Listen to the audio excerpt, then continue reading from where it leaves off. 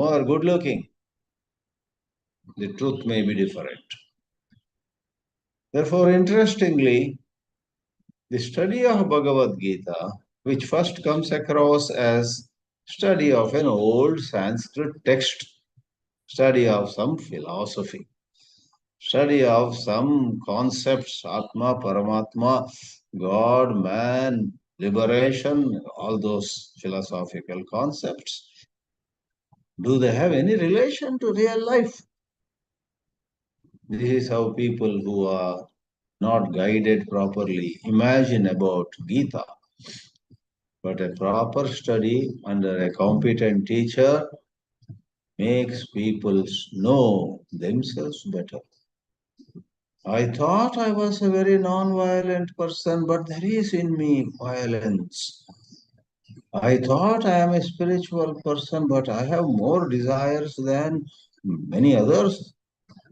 I thought I am a brave, bold, straightforward person, but even my outspoken nature is expression of a certain fear in me. In many ways, all of us discover newer dimensions of our personality which always have been with us, but we were blind to it. We were blind to those dimensions. Sometimes towards the end of one's life, before probably breathing one's last, one discovers, oh, I imagined myself to be such and such. But the truth is far from that. Of course, I must hasten to add, many times we think that we have no talent at all, but we do have. We think we have no goodness in us, but we do have. So it's discovery of both bad and good in us, and Gita being a text of the Vedanta, Bhagavad Gita lifts us to another level where we realize that ultimately, at the core of our being, we are neither good nor bad. We are that which is the absolute good. In the world, so many things which are labeled as good are relative good. Go to America, you have a good standard of living. Relatively true. In 82, no, 84, 1984, I resigned a job in Delhi and went and joined the Chinmaya Ashram, 84. 2 months before, a colleague of mine at that computer manufacturing company in New Delhi, to be precise, Noida, he resigned his job 2 months before I did and went to the United States. I asked him, why are you going? This is a good company. Why not we work here? And I won't be long on this. The answer he gave is, you know what? If I go there, as I take my job, I will have my own personal computer. I will have, with a little loan, a car to drive to office. And in a year or two, with maybe mortgage or whatever they call it, I will have a nice house with a swimming pool maybe. All these are not possible in this country, he said 1984. So there is so much you and I learn about who we really are. Are we truly desireless? Are we truly violent? Are we truly non-violent? So many imagined descriptions, labels we put on. No wonder, let me conclude this diversion sort of thing. No wonder many munis, many rishis, many evolved beings keep their mouth shut because they know anything they say about A or B is questionable. Anything they say about themselves is also questionable. So we don't know anyone. We don't know ourselves on a certain higher level, truer level, I should say. But daily transactions go on, daily transactions keep happening. Just as I was walking to the class, I met an old employee of this institution in Varanasi, where I am now. I knew him as a high school boy. Now he is 35 or 40. How are you? Is everything fine? I asked. Ah, ah, ah, I am fine, Babuji. They call me Babuji also, some of them here. Babuji, I am fine. Everything was very good till 2018, he said.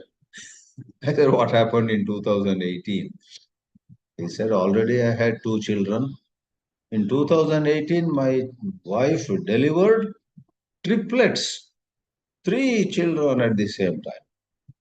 So I am father of five children now, and it's so difficult to run the family.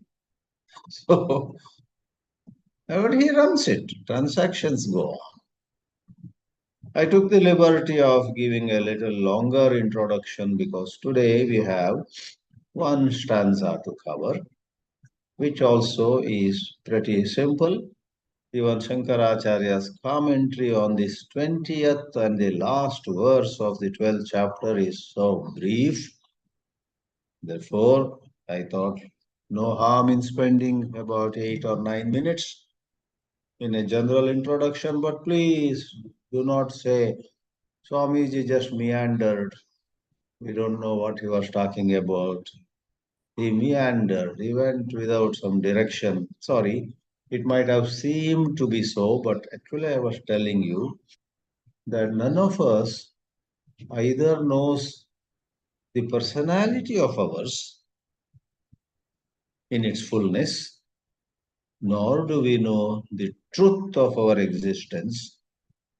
And it is said, those who study the Vedanta and get to have a certain glimpse of that Atma Tattva, which here is called Akshara Tattva.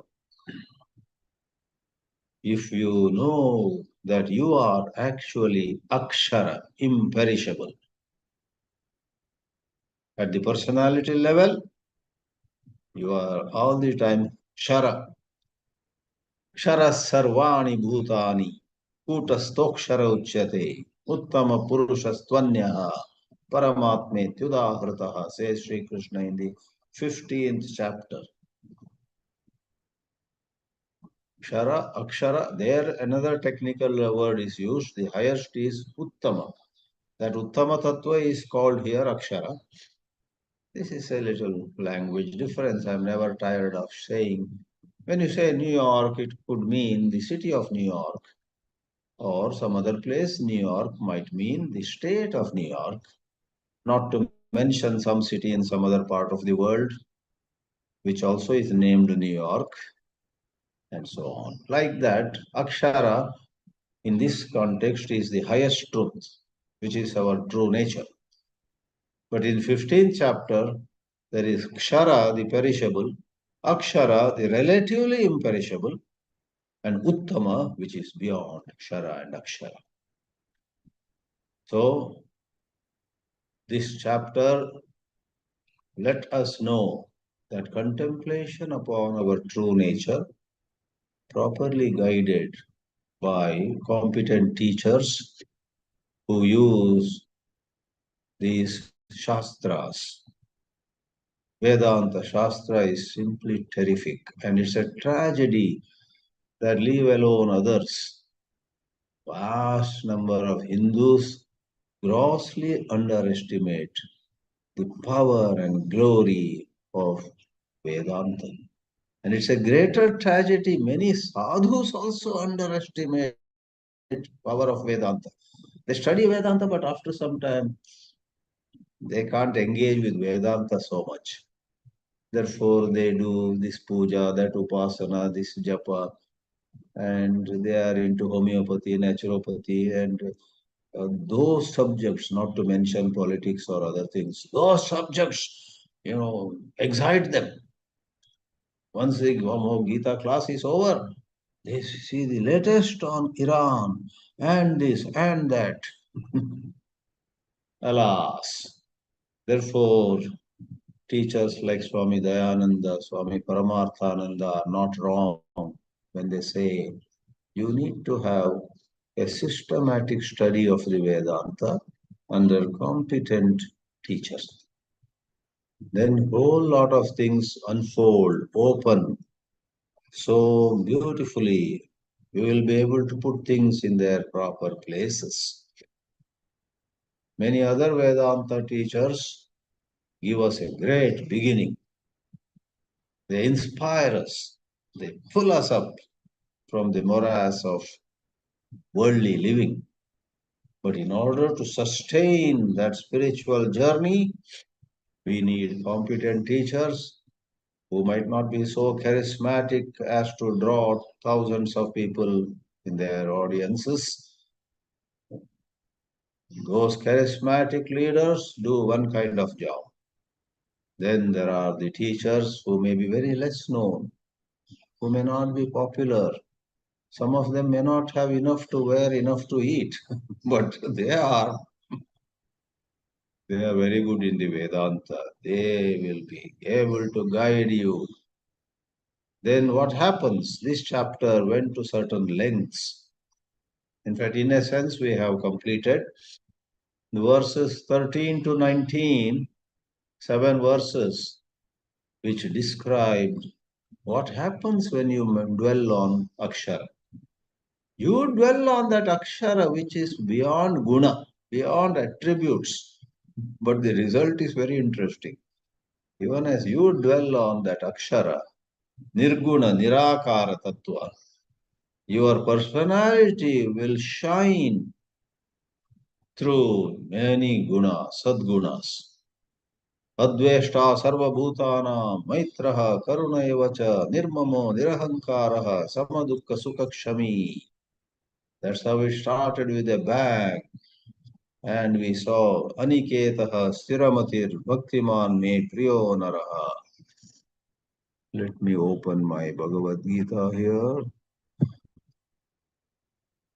on the laptop itself. Give me a few seconds. I have to go to the portion. Today we have to see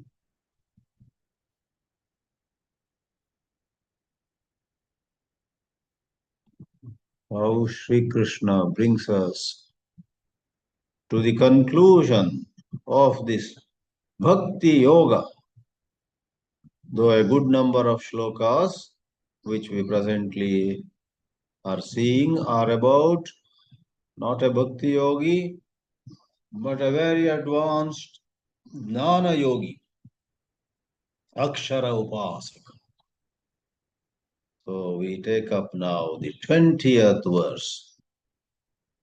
The 20th verse is not going to talk about yet a few more of the behavioral traits of Akshara Upasakas, but all the same does give one more dimension, another artistic stroke Sri Krishna lends to this topic.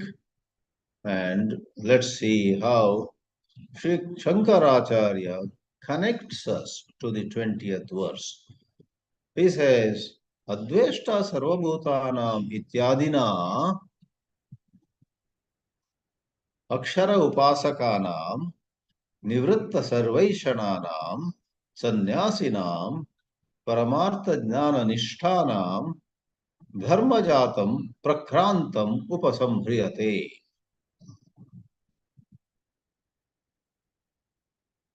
Upasamhriyate means is getting concluded.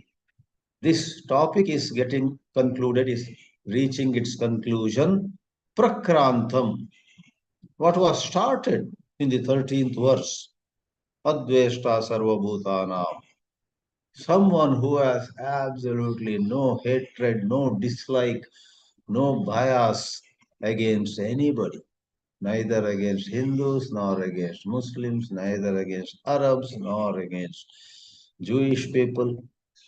This Akshara Upasaka is a certain deep silence, blissful silence, is alert, and you never know which side he is taking. He has no side. No, he doesn't take any side. I must have cracked a joke long back. I believe Jesus Christ once attended a football match in some small town, and the people of the town knew each other, but they saw Jesus and they could not recognize who is this fellow. This fellow has come from outside. There are two parties, two teams playing football, A and B, and everybody thought this stranger, a visitor seemingly, we will very know, we will very soon know whether he is a supporter of team A or team B. And as the game started, within 10 minutes, team A scored a goal. And all those who were favoring team A stood up and clapped. Jesus also stood up and applauded. Then everybody thought, no, we know, no, he is a supporter, he is a fan of team A. Then they were in for a surprise. After another 10 minutes, team B scored a goal. Then a lot of others got up and applauded. And Christ also got up and applauded. They were confused. Hey, just a while ago he applauded the goal made by team A. Now he is clapping for team B. Crazy. Then afterwards, same thing went on for the rest of the 1 hour or so. This fellow got up on both occasions. He applauded team A, he applauded team B also. And finally, the conclusion that people had was, I should hasten to add, the team A and team B were no other than, the team A was Catholics and team B were Protestants. So the crowd was wondering whether he is Catholic or he is Protestant. Since he was applauding both sides, at the end they said, this guy is weird. He is neither Catholic nor a Protestant. He must be an atheist. This fellow in our town now is an atheist, therefore he claps for both. That's what they concluded. So this Akshara Upasak also will be looked at as an atheist, as Sanskarheen.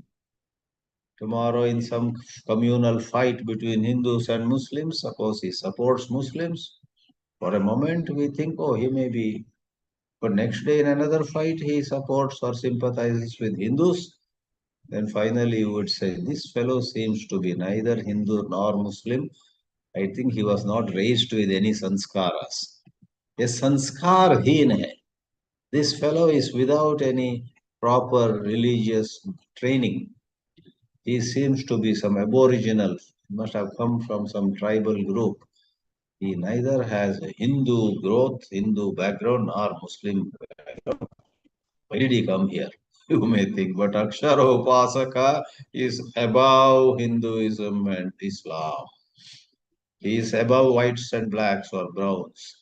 This Akshara Upasaka is above Jewish people and Arabs. So difficult to understand. But Shankaracharya puts it so beautifully. Akshara Upasakanam Nivratta Eshanana. Eshana is Putreshana, Vitteshana, Lokeshana. Desire for children or supporters, desire for people whom we may call our people. Generally, children are meant Putra Ishana, Putra plus Eshana. Eshana Traya. Brahadaranyaka Upanishad talks about Eshana Traya. Nivratta Eshananam, they long back said goodbye to pursuit of money. Vittaishana, Chakta Vittaishanana, Lokeshana. I want to go to heaven after my death. In other words, they are free from all kinds of desires. They live moment to moment. They die to the past moment. This moment, they are in this moment. They see things as they come. They let go of things as they go. Nivratta sarvaishananam sannyasinam. Someone in that state of mind alone is a sannyasi. By wearing orange robes or holding a staff or some other marks, one hardly becomes a sannyasi. So the word sannyasi is used in a pure sense. When they asked Ramana Maharshi, what is sannyasa? Sannyaso nirmalam jnanam. So when your spiritual wisdom is pure, free of any blemish, free of any bias, free of any conditioning, pure spiritual knowledge makes you a sannyasi. You may be a father of 7 children. You may be having 7 lakhs of rupees in your bank account. You might be traveling to 7 continents. Nothing matters. If your wisdom, jnanam, is nirmalam. Na kashaya, na mundanam, he says in the shloka in a chapter in the Ramana Gita called Ashrama Vichara. Ashrama Vichara, Brahmacharya Ashrama kaha bhavati, Grahastha कीदृशः भवति वानप्रस्थाश्रमे किं भवति तथा संन्यासाश्रमः कः. What is sannyas? Sannyaso nirmalam jnanam nakashayo namundanam. There is a shloka. Sannyasinam paramartha jnana nishthanam. They are established. We use the word established or seated. There's nothing to sit or nothing to hold. Higher you go, the language changes. There is only letting go. Let go of your attachment. How? Through jnana, not by deciding, not by a birthday resolution. Okay, I have turned 71 and now, having turned 71, I have finally decided to let go of all my desires, except then you give a small list of some 100 desires, attachments. No, no resolution. Therefore, teachers like J. Krishnamurti come down heavily upon the role of willpower, the role of will. Where there is will, he says, there is ignorance. I will do this. I will change this.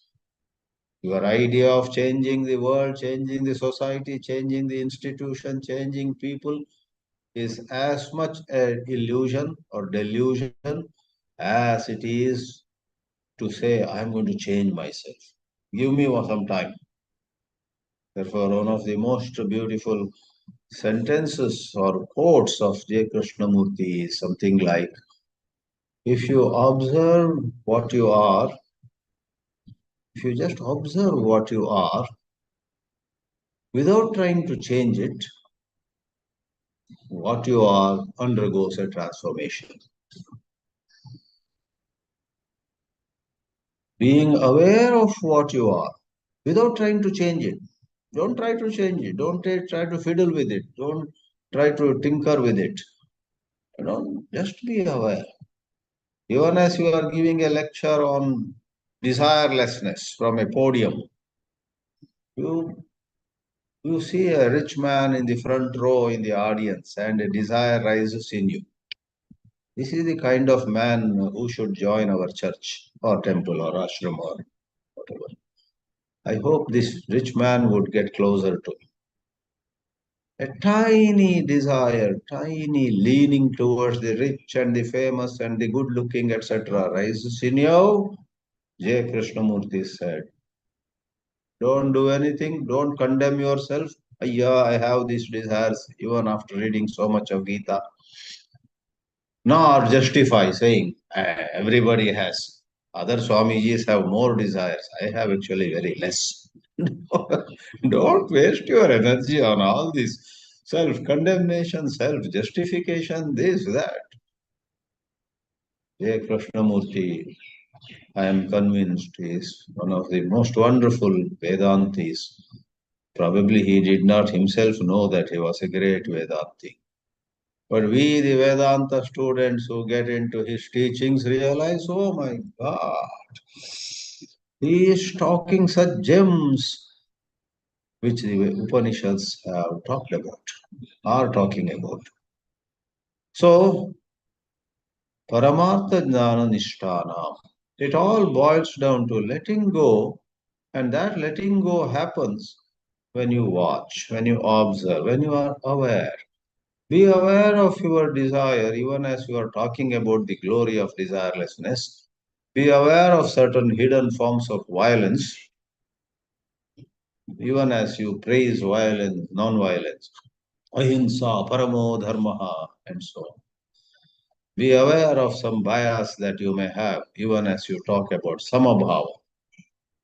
Nowadays, none less than Mahatma Gandhi is criticized in some circles as having or has that he had strong bias for Muslims and a strong bias against Hindus, etc. It is said, God knows the truth. He was a man of certain height, certain excellence. We are not qualified to judge him so easily. But a lot of information, especially as this Modi government took charge, a lot of people from right wing release on WhatsApp and so much of media the many blunders of M.K. Gandhi, they say. They say in 1946, Gandhi went to a Hindu temple, sat there with Quran and started reading it. And some people there objected to it. A lady came to him and Mr. Gandhi or Gandhi ji, ye Hindu mandir hai, Quran mat padho. Gandhi ji said, आओ मेरे साथ बैठो, तुम भी पढ़ो. You also read. And then a few more said, if you are reading Quran in a Hindu temple, you must read Gita in a masjid. Will you do it? And it is reported. Maybe we should check in complete works of Mahatma Gandhi by some Swaminathan, compiled complete works going into many volumes. Gandhi got so angry, he called police and he filed a case or some kind of FIR against all these people. Totally 170 people were, charged with an FIR. It is reported. He didn't like that idea. Why should I read Gita in a masjid? I want you Hindus to become broad-minded. You must welcome Quran and Bible also in your Hindu temple, he said. It is said. It is said that he said, and I am saying that now. Better not get into all these things. But whether Gandhi had a bias against his own Hindus or not, please try to be aware whether you have a bias against any community, you have a prejudice against or for anything in life. Do you have a bias for English speaking people? Do you have a bias for so-called good-looking people, well-dressed people, etc.? So Paramartha Jnana Nishtha, all I'm trying to say is it involves essentially noticing, being aware, and letting go of all narrowness, all judgmentalism. Not easy. Dharma jatam. Jata in Sanskrit here means not born. Jata means a whole Rashi. Vriksha jatam means all kinds of trees. Prani jatam means all kinds of animals. Category. So dharma jata means a heap of, a collection of virtues.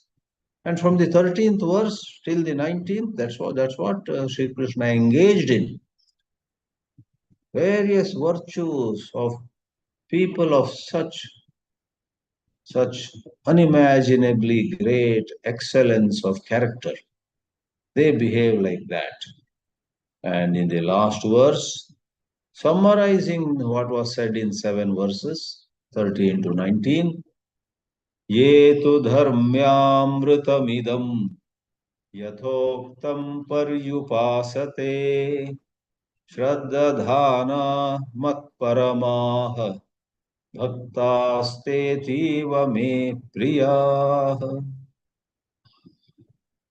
All this that I talk to you, O Arjuna, it is dharmya. This is dharma. Rather than external actions, turning the beads of a japamala or going on a pilgrimage to Char Dham, whatever. More than all those externalities, which at best could be helpful to some extent in some way, dharma is how you relate with life, with people, with animals, plants, how you relate to yourself. To relate to yourself is at the crux of the matter. If you are at peace with yourself, you are likely to be at peace with others. That's how friends, with all our scholarship, with all our intellectual abilities, we should never underestimate the importance of sitting quietly here and there. Call it japa, call it dhyana, or you don't call it that. But even a few minutes of sitting quietly. Let the noise in your mind subside. Dharmyam means virtuous and Amrutam is immortal. Shankaracharya rightly says because it leads to immortality. This wisdom, this outlook, this jnana, this understanding, jnana is the most powerful tool. Therefore, the Fawai Forum opened the ashram on January 15. The ashram is called Jnana Shakti. Jnana Shakti. The power of jnana is, technically speaking, the highest. Moment you perceive others rightly and perceive yourself rightly, no problem remains. It is the erroneous perception of who you are. I am only a junior officer till I become a manager of this office. Oh, I think my life is not worth living. Oh, all that noise, erroneous self-knowledge. You may be playing the role of a clerk or an officer, treasurer or accountant. Those are all roles that your personality plays. But Vedanta would say you are that same divine spark as is in Shankara, Ramanuja, Madhva or Kabir, Tulsidas or Kanakadas. You are that divine spark. And when you let go of all other labels, except for some little transactional use, basically you abide by a sense of divinity of your true nature, then it is liberating. Amritam, you conquer death, so to say. There was a European lady who spent many years with J. Krishnamurti, adored him. However, somehow she found it hard to let go of her own past, I guess. And then she, with all due respect to Krishnamurti, bowing down before him, she went away to Anandamayi Ma. This may not work for you and me, but with her it worked. The bhakti, the surrender to God, surrender to the supreme truth, whatever you call, that Anandamayi Ma exuded every moment of her life, changed this woman. And she wrote a book, look up Google, Death Must Die. Death Must Die, she wrote. So apparently she had certain glimpses, if not more, of how really there is nothing to worry. You may be having AIDS or cancer, or you may be going through some most unenviable situations of life, but you have a certain spiritual understanding, you will smile. What's there to worry? At the most, tomorrow morning, I won't wake up. The wonderful relief from all this. Or I may have to be in this pitiable state for another few years till I die. Okay, fine. Whether I am cancer patient or I am fit and fine from the body point of view, the morning is beautiful, the sunrise is so wonderful, etc. So it's all in jnana. Yatottam pariyopasate. Those who adore it, contemplate upon it by the way, going by the way which has been described so far, Shraddha Dhana. They have unshakable faith in this wisdom. Mat Paramaha. They are supremely devoted to me. Sri Krishna is speaking. Once more, it is an echo of what was said in the 7th chapter. Of the 4 devotees, Artho, Jidna, Surartharti, Jnani, Chabaradarshabha, Jnani is described over there as one dearest to Sri Krishna. Tesham Jnani Ativa Priya. I am dearest to the Jnani, the Jnani is dearest to me. Sri Krishna says over there. In that sense, Mat Paramaha Bhakta. That is, Jnani Bhakta is referred to. Ativa Priya.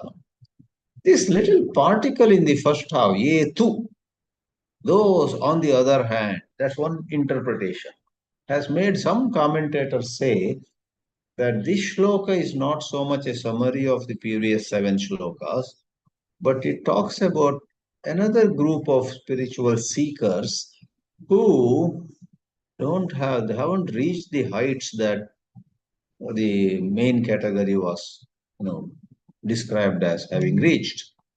These people are a couple of notches below, but they have faith, Shraddha Dhana.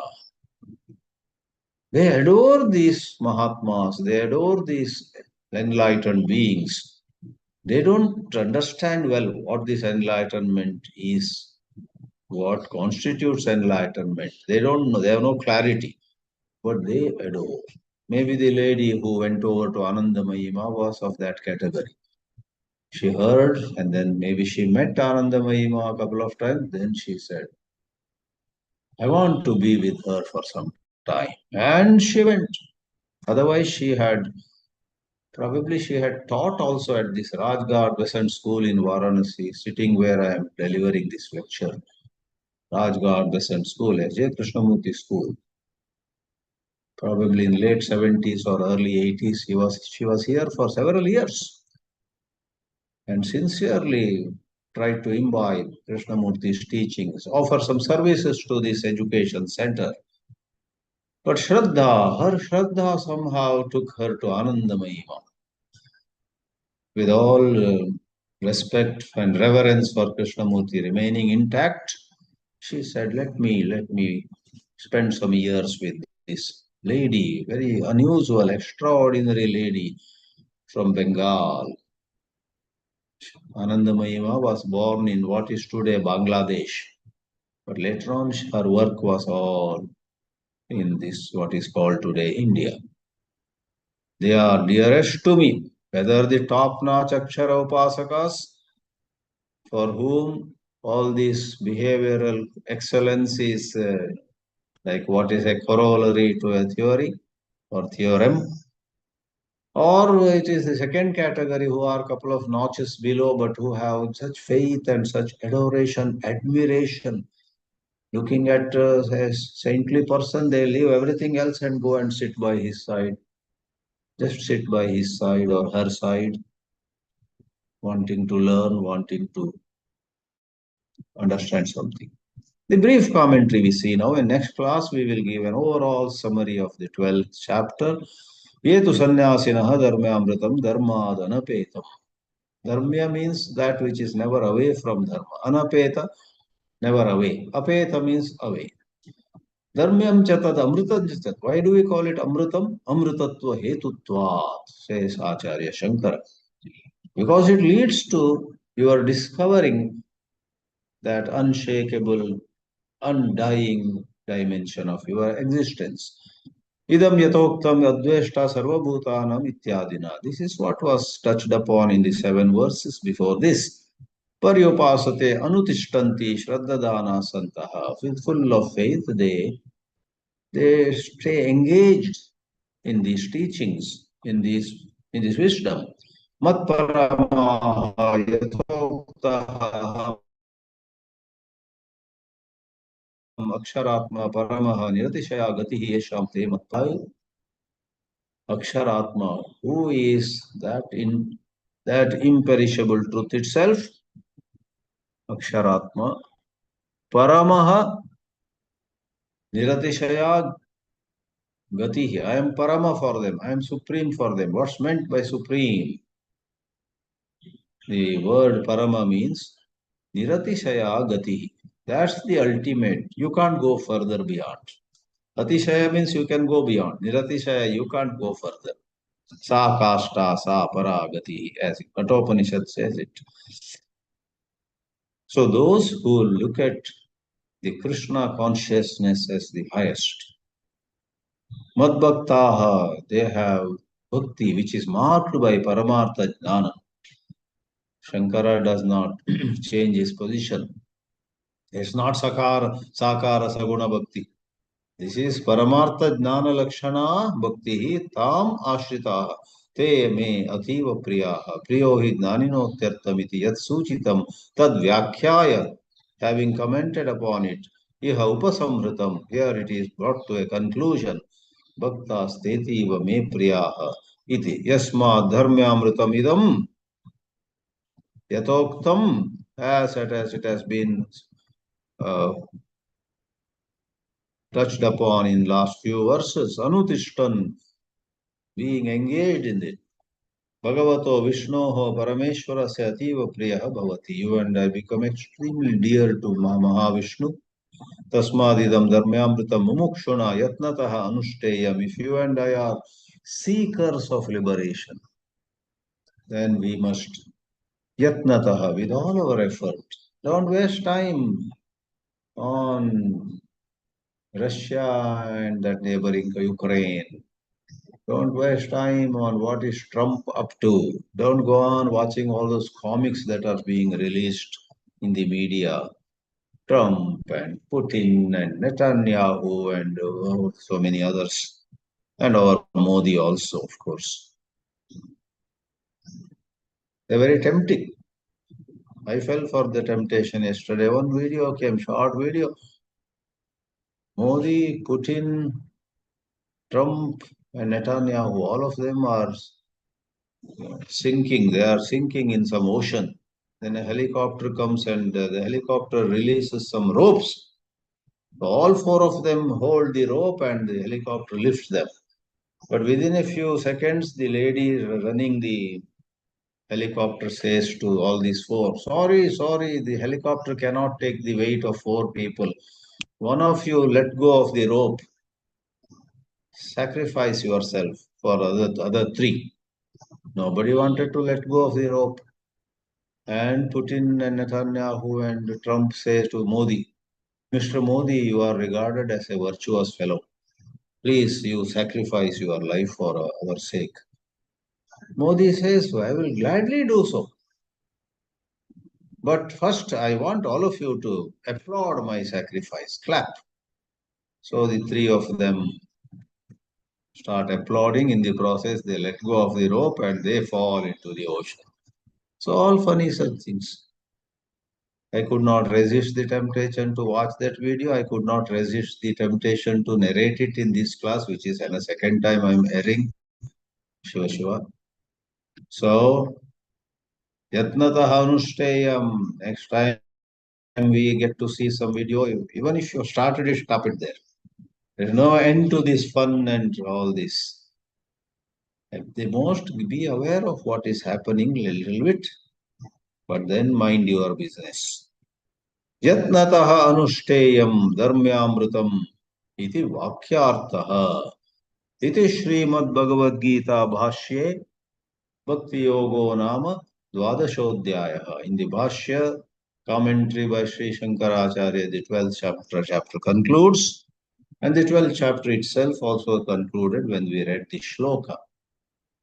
Maybe see a quick bird's eye view of the 12th chapter next Wednesday morning in India and Tuesday evening in the West. Then thereafter we'll get up or get down to 13th chapter. Om Namo Bhagavate Vasudevaya.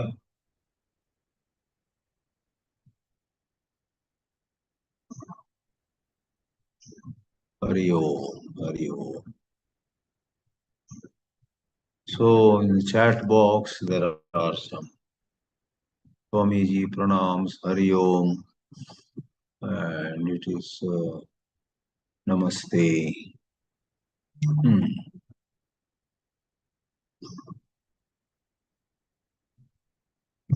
Yes.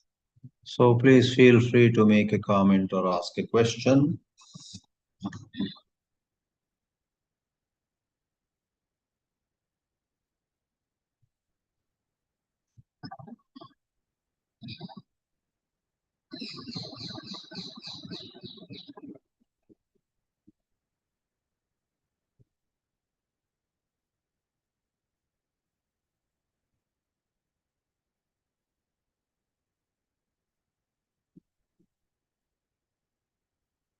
Let me go down. Oh, there are more greetings. And Keshav Shastri writes, Anandamayi tested the author of the book Death Must Die. So much. Oh, I see. It was not easy for that lady to be with Anandamayi. Anandamayi apparently put this lady to test whether she really wants the higher wisdom or just having some time pass. Yeah, many people go to some so-called gurus and then it's a nice time pass. Ashrams have peaceful atmosphere, good food, and enough of others with whom they can gossip on everything of the world. So Anandamayi tested this lady. Okay, another message. Can you please elaborate on what you said about not underestimating the importance of sitting quietly? Yeah, all of us, because of pressure of work and having to attend to so many things, and not to mention some temptations to maybe do something in investing somewhere, even scholars like me, we let go. Sometimes we could have sat quietly 10 minutes, morning or any time for that matter. Even a part of my mind says, wow, sometimes I get inspired by an insight. I feel like just sitting quietly, holding on to that insight. But another part says, by the way, in the book I was reading, there was a certain word which I didn't understand. Let me Google up and see what the meaning of that word is.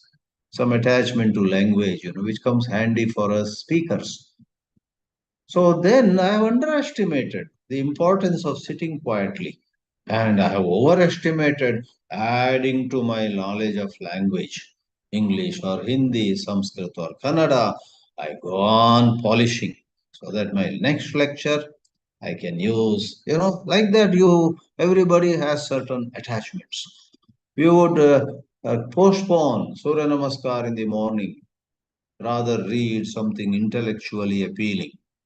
Those who are interested in stocks and shares and so on, they might postpone meditation or sitting quietly. So that's what I meant by you postpone or you neglect, you let go of your meditation for the sake of making some more money or strengthening your position in some setting, then you have underestimated the value of sitting quietly. Because sitting quietly can free you from insecurity. Whereas if you ensure you go to get a promotion, you get a better position, that to some extent reduces your insecurity because on a lower position you are insecure. Now, higher position on a bigger chair, you may say, now I am the head of the organization, but there are other problems. So sitting quietly can let you see various trappings of your own conditioned mind. Okay, I'll quickly go through others. Um, Is it really possible to detach oneself from the happenings in the world? Of course it is. Swami Chinmayananda makes it simple in his answer. Attach and detach. More you attach, see, next time you feel like getting an update on happenings of the world, as you have, I think you called it, you feel like, let me just get a quick update on all the affairs of the world. Do one thing. 5 minutes, do quiet, connecting with the God. Om Namah Shivaya, Om Namah Shivaya. Lovingly visualize yourself in Kashi Vishwanath Mandir and visualize you are praying to Vishwanath at such a near distance. And then after 5 minutes of that exercise, go through your so-called update of the world's affairs. You will find you will be a little detached. You get to know. You won't be dragged away. Whereas with a noisy mind, when we pick up a newspaper, when we open the television or the media in the mobile, one leads to another, that leads to something else. We get dragged, we get carried away by our so-called interest in staying up to date. So attach. The way to get detached is attach to something higher. Attach to something higher by study, by contemplation, by listening, by reading for 5 minutes something which is very uplifting. Then your detachment from the lower is made easy. Whether Bhakti Marga or Jnana Marga, we must experience a lightness of heart while treading the path. Yeah, that lightness will definitely come. When we walk the path properly, with, with right guidance, with some good association, you know. So Bhakti Marga, Jnana Marga, or the so-called wisdom of no Marga. Where I am sitting today in Krishnamurti Center, there is a certain wisdom. Truth is a pathless land, and it's a mind-boggling approach. Krishnamurti said there is no path at all. And he brings you to, he throws light on it.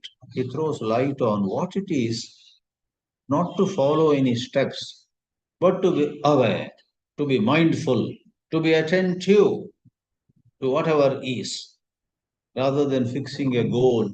And okay, that is my goal. I want to be like Kabir. I want to be like Mother, what is it, Saint Meera, Sant Meera. So I want to be like Meera. Today I am here. Tomorrow I want to go there.